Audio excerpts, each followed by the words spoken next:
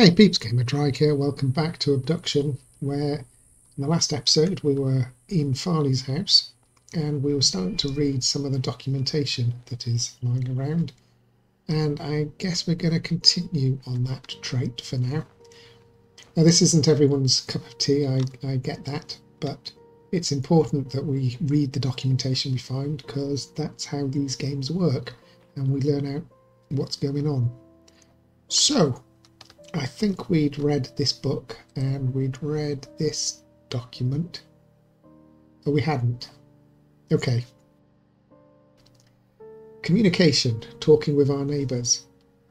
We take communication for granted, even with the varied languages we find here in Hunrath. But when we suddenly find ourselves among other intelligent species who don't share our culture, history, DNA, or vocal cords, it requires a huge amount of effort for the beginning of rudimentary chatting. This quick overview will set the stage for what to expect when communicating with our neighbours. Mofang. The Mofang were the first non-humans we met, with at least some level of similar physical vocal generation abilities. They pick up human words quickly. This early mimicry resulted in what the species became to be called. Even though they were able to mimic single words and simple phrases, it became evident over the years that our huge grammatical differences were not easily overcome. Some have proposed that the difficulty may have arisen because the Mofang insisted on attempting to learn every human language, and as a result were never able to lock on to any consistent grammatical structure. Nevertheless, in spite of the rudimentary sentence construction, it has been very easy to communicate, and it has been unnecessary for us to learn their language beyond a few simple phrases and proper names. If you'd like to learn more about the communication with the Mofang, please contact Tam.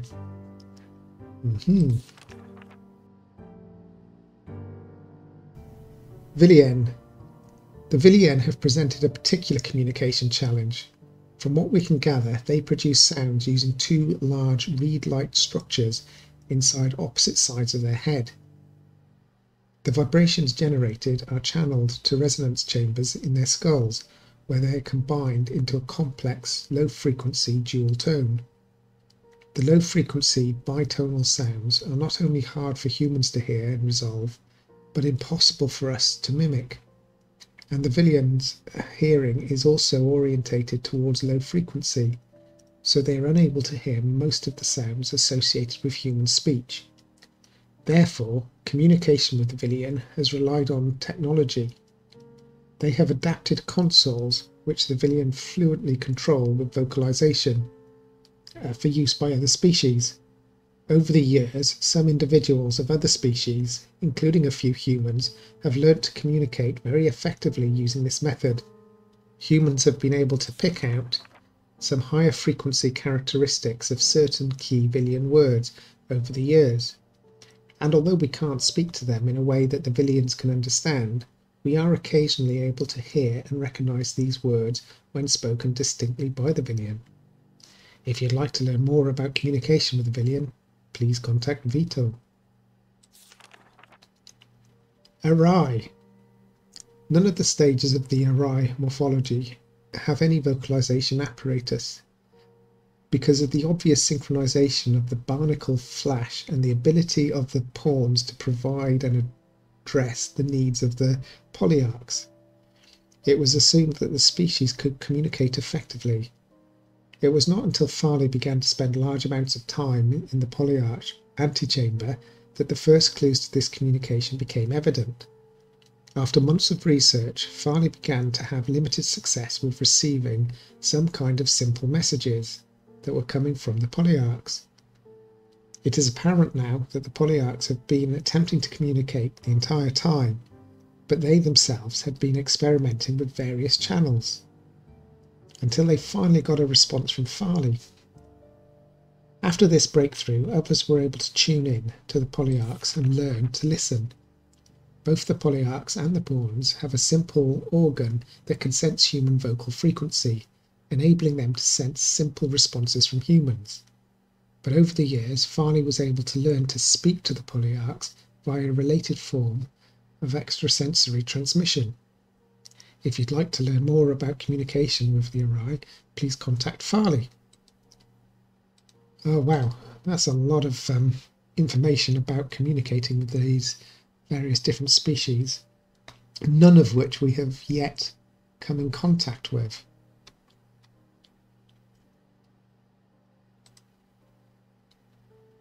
Species description. Mofang. Through ambassador seeds, the Mofang were the first non-human species humans were introduced to. An Lang was the first to call the alien a Mofang, impressed with their advanced ability to imitate our sounds, movements, and mannerisms. Although they have a name for themselves, their language is mostly unpronounceable by humans. As a result, and because of their mimicry abilities, communication with the Mofangs is primarily accomplished by their learning human languages rather than humans learning to speak Mofang. They have been able to learn almost every human language represented in Hunraf, enough to provide functional, if rudimentary, communication. The Mofang basic external morphology is remarkably humanoid. Bilateral, symmetrical, tetrapod biped heads with anterior facial features, mouth, eyes, nostril. Other external features include minimal body hair and raised dorsal protrusions. Constitution is somewhat frail due to apparently their thin and lightweight internal structure, but internal investigation has not been possible. They have ample cranial space to account for a substantial brain, and their intelligence is impressive, as evidenced by their advanced technology. And I guess that's what they look like. Okay. Arai. After a certain level of maturity and health of the tree, a passage opened at its base. This passage allowed contact with two additional species. The first contact was with the Arai. The first contact revealed the Arai to be a large beetle-like insect. We were unable to communicate directly with them in any way, but they appear to have some rudimentary level of intelligence. It was Lauren Toth who first made the journey through the heart to Kaptar and named both the new worlds and the inhabitants. The Arai have three distinct variants that have come to be referred to as barnacle beetle and polyarch. Although their morphology is dramatically different from human, their internal systems, like all of our neighbours, are supported by similar atmospheric composition and basic nutrients. In their barnacle stage, the Arai are completely immobile.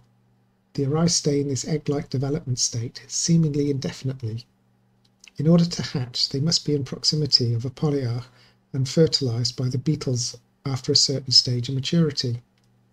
The beetles are the eyes, ears, hands and feet, with only a minimal nervous system of their own. They are essentially the sensory extensions of the immobile polyarch. They are able to execute simple commands, but apparently have very little in the way of individuals' sentience. And that's what they look like. The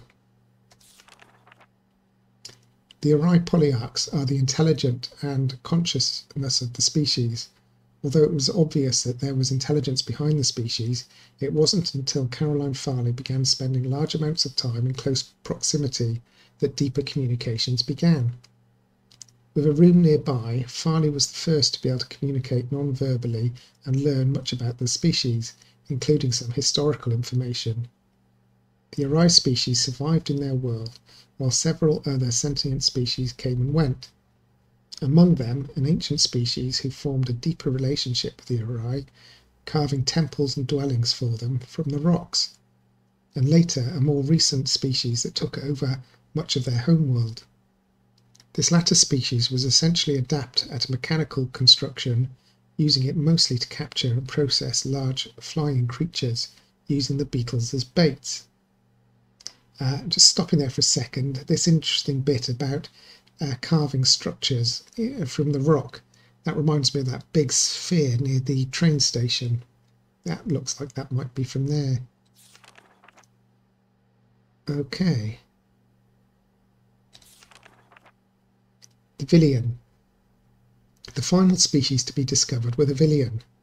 The Villians have been communicating with the Arai for many years through ambassador seeds, but became part of the larger community very shortly after the Arai. With a large and imposing frame and a form of communication based on a complex, multi-voiced, low-frequency rumble, the initial introductions were intimidating. After several attempts, Amelia Vidal was able to begin some rudimentary communication and began visiting the Villian in Moray, which she named, on a regular basis. She discovered a complex and amazing society that was able to use their technology in unexpected ways. They had the ability to quickly transform their world using extruded structures based on some form of complex miniature substrate material. Unlike the other worlds, the Villian sphere is scooped out of a Villian resettlement group that was preparing to set off into space to find a new homeworld. This was their way of life, to put themselves into stasis and scatter themselves throughout the stars. As mentioned previously, their appearance is imposing, standing about 9 feet tall with a distinct reptilian resemblance. They have 6 limbs, 2 muscular legs and arms, a smaller set of arms. They control every aspect of their technology with their vocalizations, but over the years they have created control panels based on their number system to allow other species to easier access elements of their technology. Wow, okay. I see, so we've got 2 legs, 2 arms, and 2 smaller arms. And that's it. 2 more documents to go. The entire landscape outside of our circle of desert could only be described as alien. Large floating rocks could be seen in the distance. No one had ever seen anything like it anywhere on Earth. We fully explored our new surroundings, hoping to find a way home. No way home was ever found.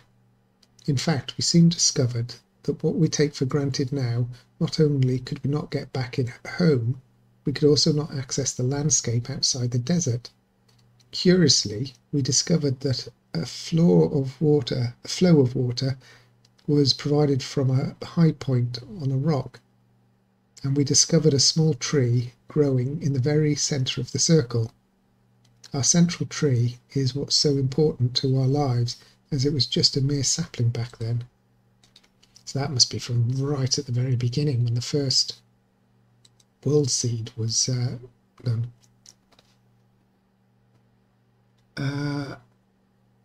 Ishel, I can't read that first one. Oh, Krishel, document the curious events that have conspired with myself, my family, friends, and co-workers.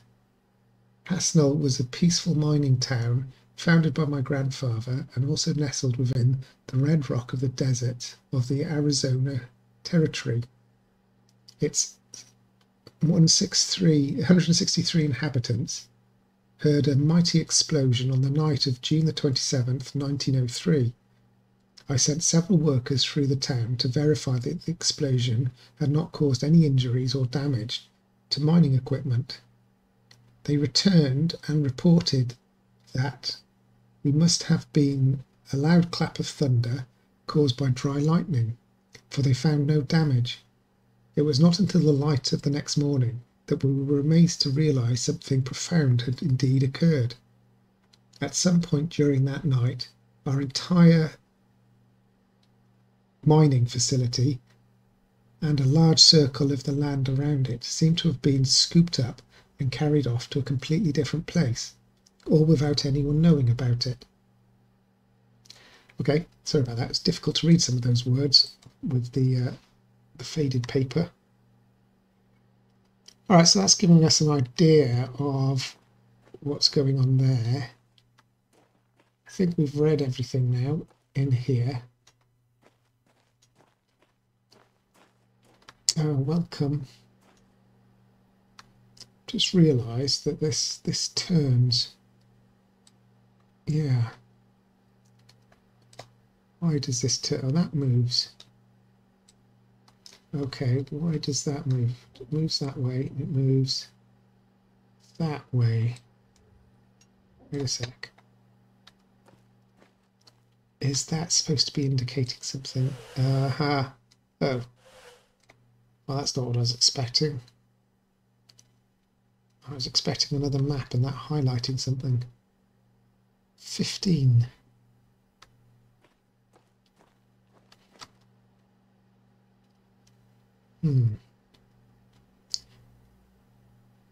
Okay, well, I think that's given us a good thing to go on. Let's go back this way and explore what else. Yeah, let's go back down and explore what else the electricity has turned on. So we've got the tunnel. We've got the workshop sorted out. We've got a map down here with all the points. It sounds like the generators are still running. Oh, the sphere. This was something that had electricity coming to it. Where's the wire? We've got a button. Oh.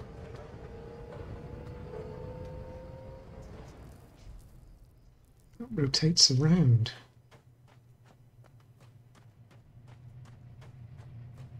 Why would that rotate around? It doesn't go anywhere, but also we know that it's not from this world. So maybe we can make it off this world at some point, or I don't know. Does this door have any electricity? It doesn't look like it, although there's definitely power going up there and into there, but it's still locked. This scrapyard is where we need to get to next, I think. Let's have a look. So we've done CW, the tower. I'm not sure how we get there yet. Farley we've done, sphere, tunnels.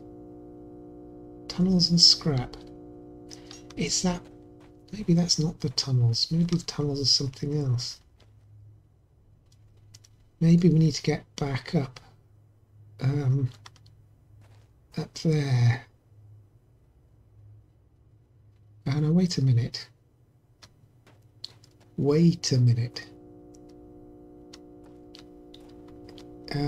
Where was the map? Let's go back to the map, which is in Farley's house. Because what I'm thinking is we know we can walk through the membrane, and that seems to take us opposite. What is opposite to the scrapyard? And can we get ourselves up there? That's my thought. I know there's a map in here, I've seen it. Right, let's take a look at this. So, scrapyard, opposite is...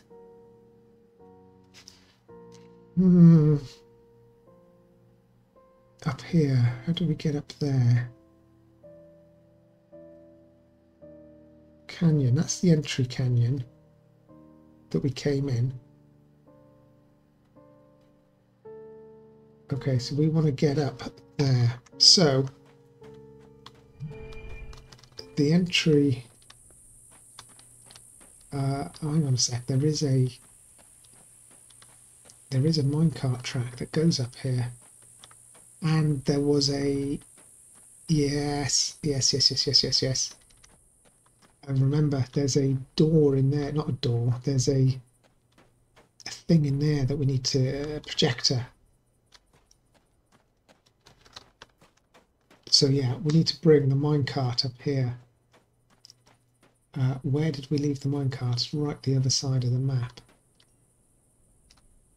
I was going to go through the wall, but it's probably quicker to walk, because I'm not entirely sure where that takes us out. So we want to go, yeah, that way, which means we need to change these points. Might as well do this on our way. That looks right. And that looks right. We'll have to do that reversey thing there. And then all these should be set up right because we brought the cart. I'm not sure what to call this thing, but whatever we call it, we brought it down here. Okay, let's give this a go. Totally forgot about that little place.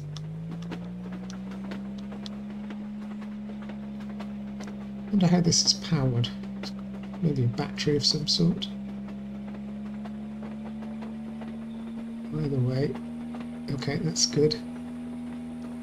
And now, is this going to be facing the right direction? I'm not sure it will be.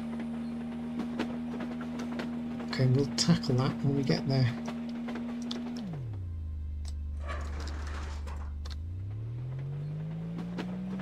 Okay. How could we turn this round? Do we need to turn this round?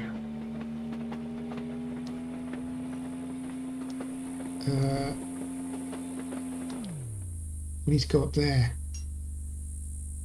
So we do need to turn this round. Okay, okay. That's alright, because we can head towards...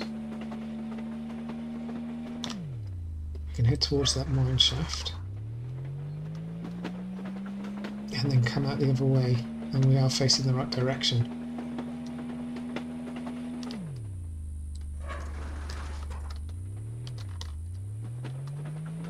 Yeah, okay, we're going to be facing the right direction.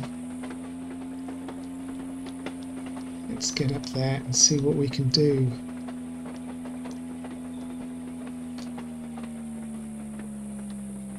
So I'm not sure what world this blue world is. This is obviously the whole mountain time. Right, is this going to work?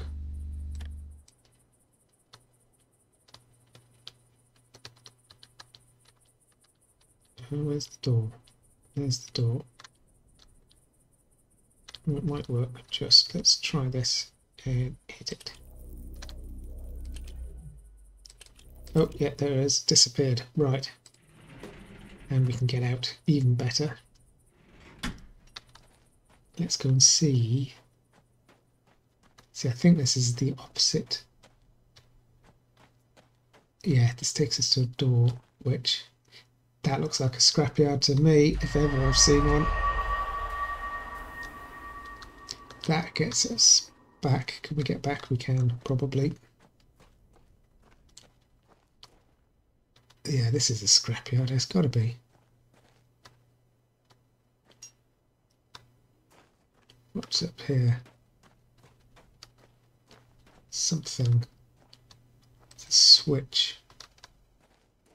Oh, we can do our cooking and stuff.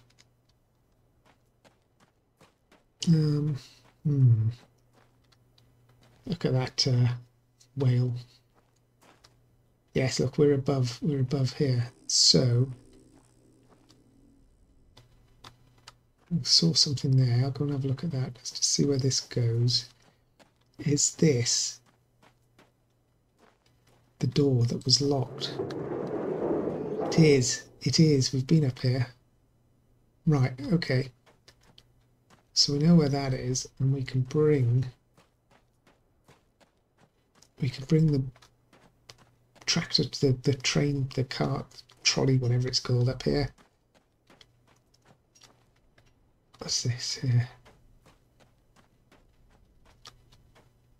And we've got a button. Oh. Oh. Okay, I see where we are. I got you. How do we get out of this? Like that. Okay. So there's the river. So now we're behind the garage.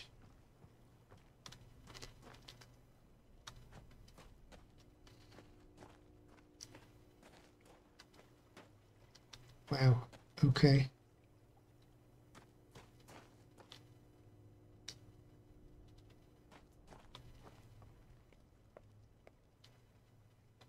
Whoa, what's that?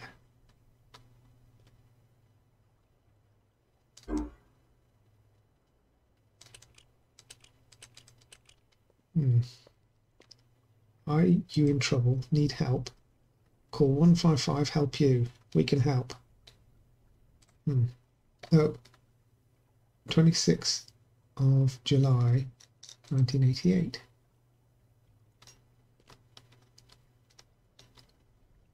What's this? Worksheet. Multi-purpose Villian control panel interface. This is the control panel that the Villians have supplied for our use. Although they are able to control their systems via vocalization, they have provided these control panels for other species to have limited access and control. If you have trouble, please find Noah for help. Remember, the Villian numbering system is base 4. Okay. Drag from one blob to another to form the Villian digits. Drag between the blobs to disconnect. The standard panel has 5 digits, but single-digit panels are also used. Use only the first digit to simulate a 1-digit panel, 0 to 3. All panels will auto-correct for invalid entries. That?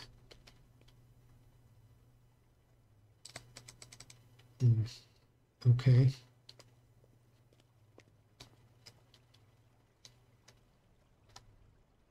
This is definitely a garage. Workshop. Ah.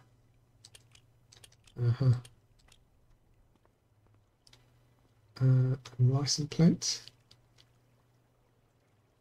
Washington, Montana, Ohio, Florida, Rhode Island, Minnesota.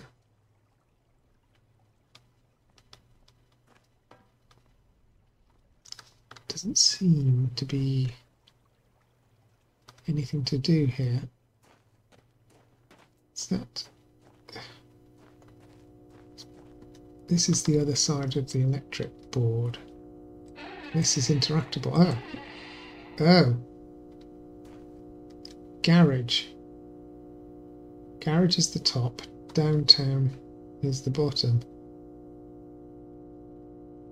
Farley. Tower. Junkyard. So have we got to connect? Has that done anything? That looks like a light. Let's come on. Taz, we've got lights.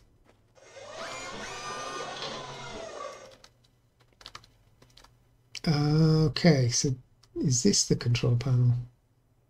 Drag from one to the other. Oh, I see.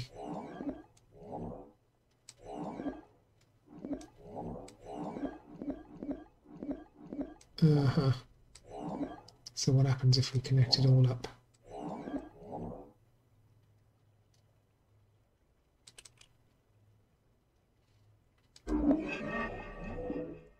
Oh, it corrects. 199. That's supposed to represent 100. Okay, it's. Hang on a sec. Can we go both ways here? We can. 1. Enter. Okay, so that's 1.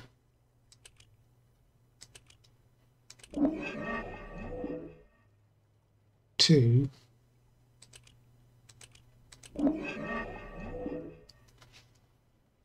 3. Okay, I'll have to have a think about that. I think we can use this worksheet to... okay, yeah, look, that's 1. That's 2. So is that 3? No.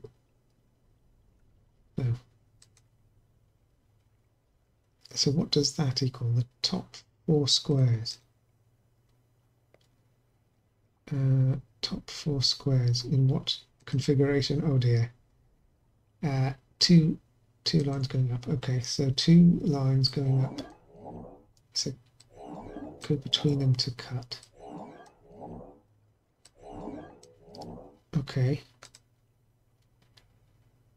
2 lines. I'm going to have to draw some of this down, and it looks like it's connected off the top there.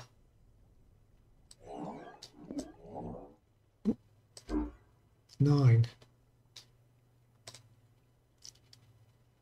1, 2, 9.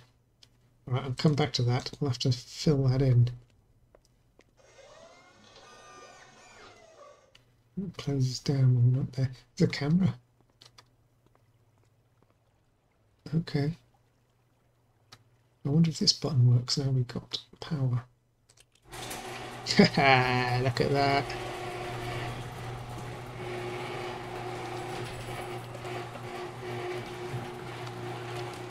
So we're opening up the town. We can now get easily from here to Farley's.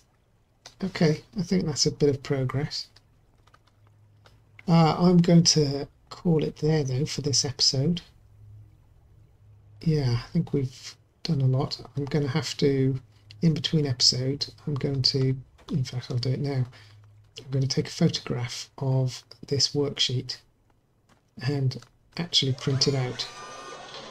Can I take a photograph of it? Yes. And I'll get a printout of that, a physical printout, and we'll try and work that worksheet out for the next episode and see if we can figure out how this numbering system works. But folks, until then, if you've enjoyed, don't forget to leave a like and subscribe. It does help me out. Thanks for spending your time with me, and we'll see you next time as we try and unlock some more secrets of Oblivion. Alright folks, take care now. Bye bye.